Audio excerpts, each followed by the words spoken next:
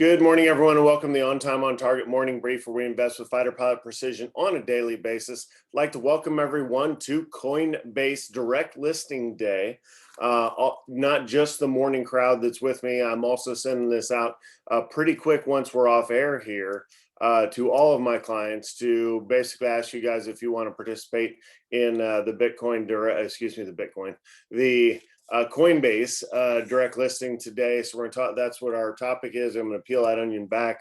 Right now it's projected to open this afternoon, generally around noon central, maybe closer to 1 central. And they've set a price point of $250, which I think is laughable. I don't think there's any way it actually opens up at $250. I think it'll be closer to 400. So that's where I'm doing all of my math off of. So, if you would say, hey, I want $5,000 worth, I'm actually doing the math off of $400 share price, which I'll happily pay up to 400. To be honest, that's where I've drawn the line personally. Over that, if you really want in, I'll, it's just you get a smaller size. So you think $1 million account, you might have a $25,000, $30,000 position. $100,000 account, you're looking at a, $2,000, $3,000, $4,000 position is about right. We're going to pull the charts and look at what happened to Palantir when it opened as a direct listing. We're going to look at the Roblox direct listing and look at how the chart looked after that. Looking off on another screen, maybe 20 trading days after the opening of Roblox. All of these were up in. However, there have been other entry points that were better than just the day that it opened. I do not think that will be the case with Coinbase. I think it will skyrocket. I think that is going to be a favorite of the millennials out there, largely, that have crypto are going to want to participate in Coinbase. It's got a cool ticker and COIN, so it's got that going for it. I think if you are a money manager out there, you have to participate in this. You can't simply say, pretend crypto doesn't exist, and you have to be in on it. We've been on Bitcoin since 30,000. Bitcoin hit 64,000 this morning. And gosh, that was 2-3 months ago that we got into Bitcoin. So I think Bitcoin's on a straight path to 100,000. Like I answer every day, I can't look you in the eye and tell you how the movie ends with crypto. I really don't. I can with, Apple, Amazon, Google, Home Depot, Blackstone, BlackRock, kind of the horses of our portfolio. I can tell you that those companies are going to continue to trend higher and do great things. I don't know about crypto, but I do know that it's hot right now. Everybody's got to get in on it. So when you participate in something like that, you're going to do it how I'm doing it with my own money and client money is if we're in, but we also have 1 foot out the door. Contrast that with like Palantir. If we're in, I plan on holding it. I don't really care if it sells off, then I'll buy more. Roblox, same thing. We're in for the long term. Coinbase, I don't know. We're going to be in for sure. And then like I said, it's kind of like being at a party after midnight. We're going to be there as long as the good times are continuing, but we have 1 foot out the door. And when the cops show up, we're gone. Right. So kind of treat it like that as far as an investment. So if you want in on it, you have to reach out to me today. Many of you that I've talked to previously will be in on it automatically. But if you want to confirm the amount that I have set for you, text me, email me. Probably won't be answering phone calls at all today. So go electronic with your communications with me and we'll talk it out. But expect to have a chunk in there. If you have a chunk of Roblox, you're going to have a chunk of coin as long as it stays at 400 or below. So, and right now it's opening at 250. So that's what we're going to talk about in the show this morning. Please stick around if you aren't normally one that listens. Today is a time to actually listen. So you have, kind of my insight as to how I'm going to play this direct listing today. And that's our question of the day is what's the difference between an IPO and a direct listing? So that's what we got for our show. Pretty cool. We also have, hey, earnings season also started today. It's going to be, so you have JP Morgan, Wells Fargo, a couple other banks. That's going to be completely shuffled under the rug by the earnings, by the Coinbase IPO or direct listing, So if you're catching this on replay, make sure you subscribe and hit the notifications bell. If you want to join us live, it's $25 a month. You have a Q&A window and a chat window. I see some chat starting to hit there, so we'll get to that here in a second. With that, let's go ahead and get the show started.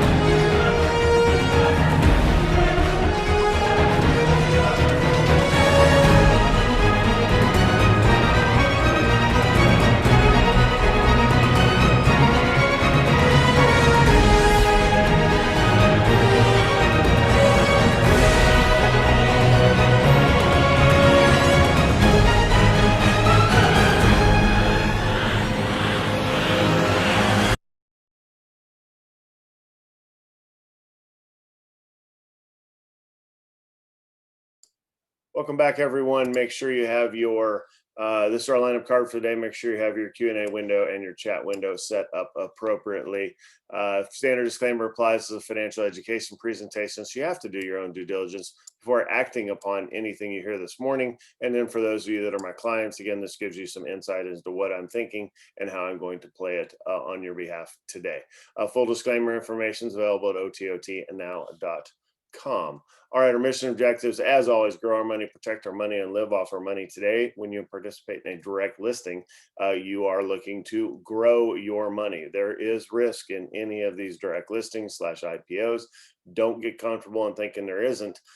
It's kind of like, you flew fighter jets for a living. You always respected the fact that just because you get to go fly today doesn't mean you're coming back, and you treat it with that appropriate level of seriousness. Same thing with participating in, an investment on its first day. I think this thing's going to go to the moon, to be honest.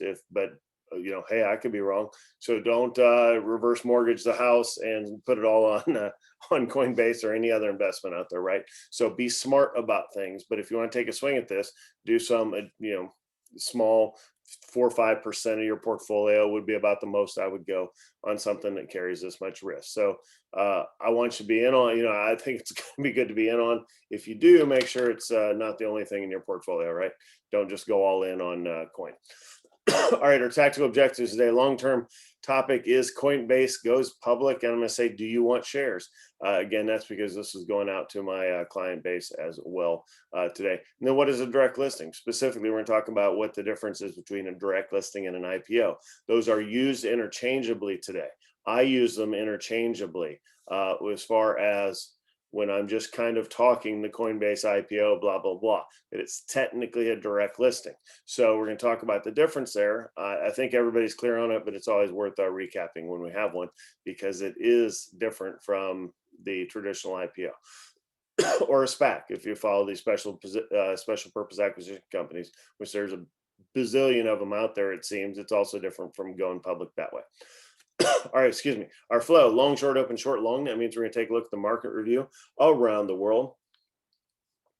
Come back, do a headline review here in the US, mostly, which will be about Coinbase. And then we're going to talk about long-term investments. We'll take a look at the price of Bitcoin through the price of the Greystone Bitcoin Trust. Then we're also going to look at the charts of Palantir as well as Roblox, because we participated in those. As well. So again, it's instructive to look. It's not predictive, but it's instructive to look at the last two very popular direct listings that we had. From there, we'll get into the short-term market execution. Look over in the chat window. You can see I've got 4 longs and 2 shorts over there that I'm recommending for today.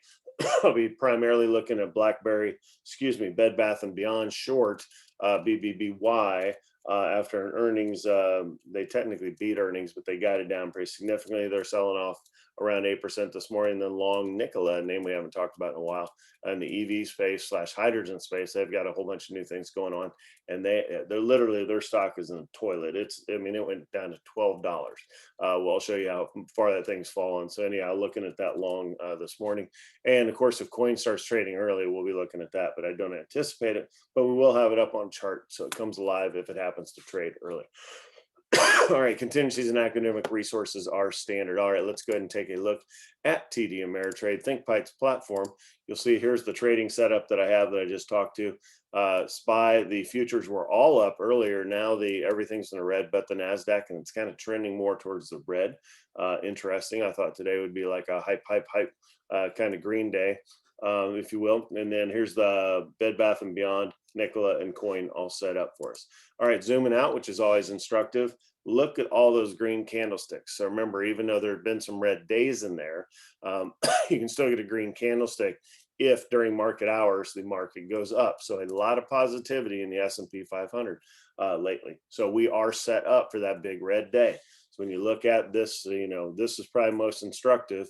Going back to, the beginning of August, you have 25 trading days before you start having some big red days. So if that happens, it's not time to freak out. It's not time to grab some headline and start worrying that the world is about to end.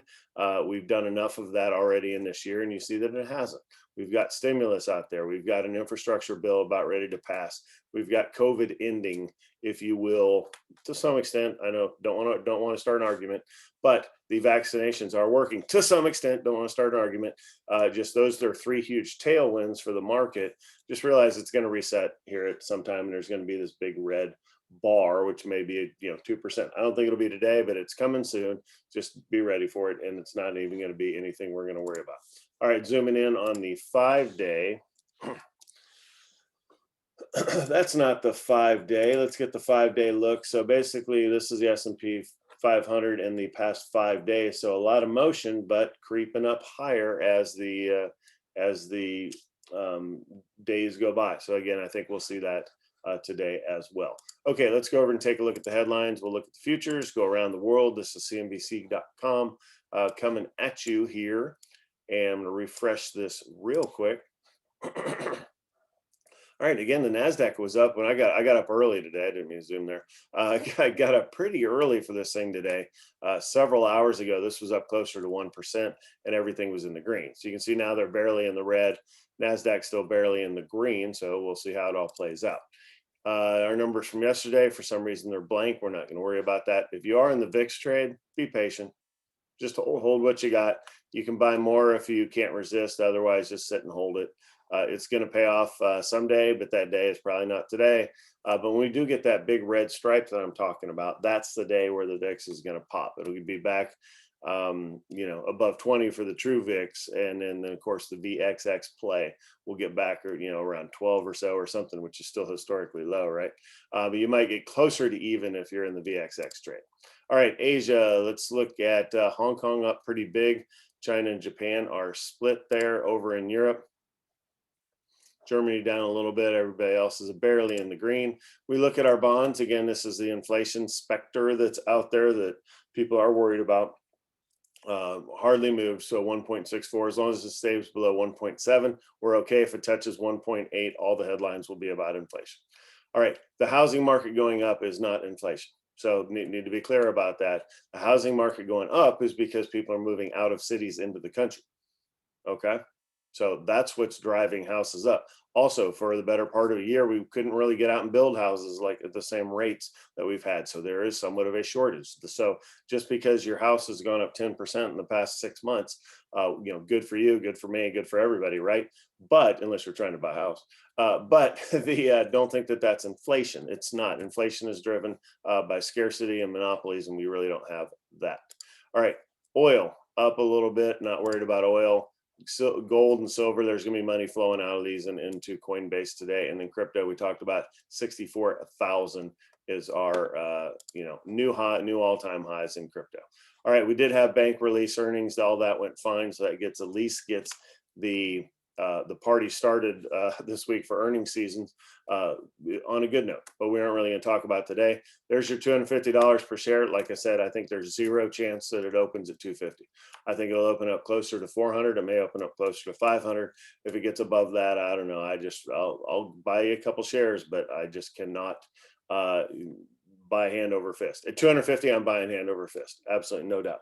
All right, this is Brian Armstrong. He's going to be on CNBC most of the morning. It's not live. It's a taped interview. He's not talking at all today, but it's pretty instructive. There's a lot of things about Coinbase I did not know, and so I started listening to him. But remember, Coinbase gets you exposure to all the cryptos. It's a 2.5% transaction fee in and out. So buying and selling 2.5% each way. I mean, really all kinds of way to make money. They're a custodian. They hold it for you. So you don't have to remember your 124 character, password or whatever. Okay. A lot of things there. There's the Bed Bath & Beyond. Again, that's our number one short. Saw somebody pop in the room here. There's our long and short list for the day if you're here for trading. All right, Palantir, when it did its direct listing, it direct listed at 10.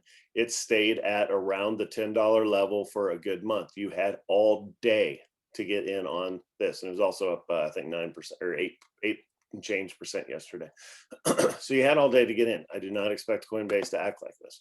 Roblox, when it direct listed, obviously it's got a lot of shorter runway. It went up significantly on that first day, but then look at it. It went all the way up here, and you on, 10 trading days later had an opportunity to buy it below the IPO price is 64.50. If you remember the history of that morning, they said it's going to open at 45. Laugh, laugh. It did not. It went to 64.50. That's why I'm basing all my math today off of a 400 starting price. We shall see. And you see where it is now. So everybody's happy now, but yeah, it got ugly there for a little bit. So if you get in on coin, you got to stick with it. You just can't. You don't just bail on it right away. That would be a mistake. So don't get in on it if you're just going to bail on it. All right, let's go back and set up for the open. I'll come off camera here and set up. We've got again Bed Bath and Beyond short, as well as Nikola long, and some other plays in the chat there.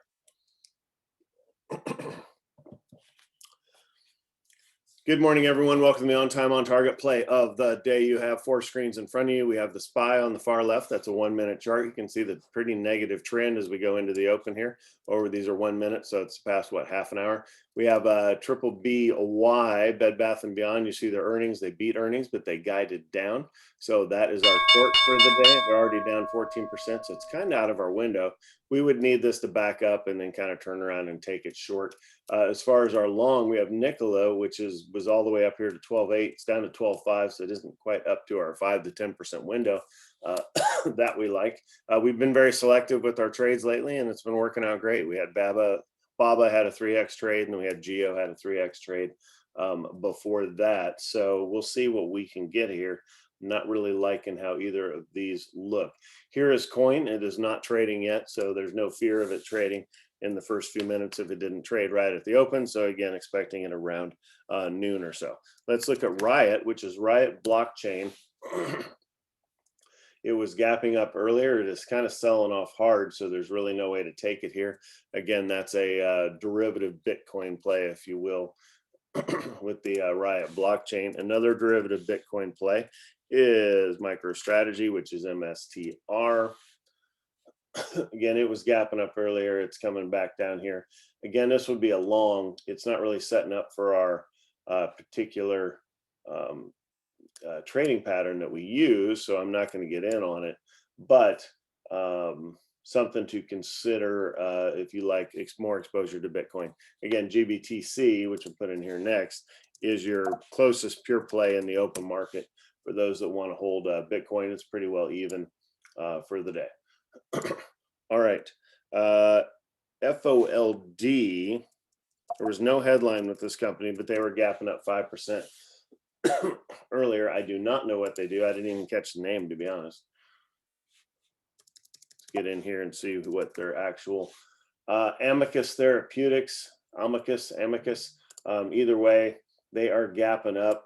There's really the heart of the envelope for what we're looking for, but I don't really have a headline that I can say set up a trade on, so we're not going to.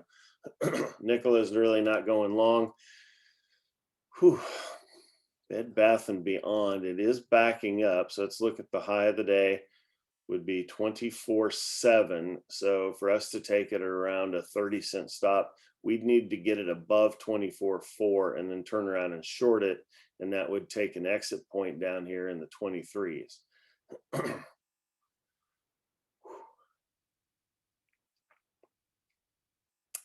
Don't know if I like it enough to take this trade. Still trying to figure out, again, 24.40 would be the entry, and a 30-cent stop is what we'd be looking at.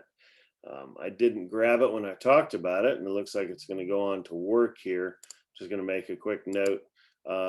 So if I had to grab it at 24, it'd be 24.10 plus another 60, 20. It'd have to go all the way to 23.50 to make our trade, and it looks like it's going to. But I missed the entry, so can't cry over that one. All right, Fold is working long over here, but we're not going to be on that either. And that is it for all I had on my list. I only had the 6 this morning. So let's look around some other names that have been on fire. Luckin Coffee, straight move up the past couple days, so it's selling off. Boo back down below $10 after cresting 10. You see the market selling, or the market, in 4 minutes kind of selling off. Gosh, even Nicholas down selling off down to 12, so that would have busted completely if you're looking at that. All right, let's go over. We'll get out of day trading mode. No trades for today, and zoom out to our overall. If you're new to the room, upper left here is what we're looking at. This is a list of a watch list of things out there. You have Empower, Moderna, VIP Shop, which is a Chinese e-tailer, if you will, online retail. Minerals, local Austin mineral firm, Delta Airlines up, MongoDB, Palantir's up. Again, Palantir's been a little bit tough, right? But hold on, they were up. I spell Palantir right. They were up big yesterday.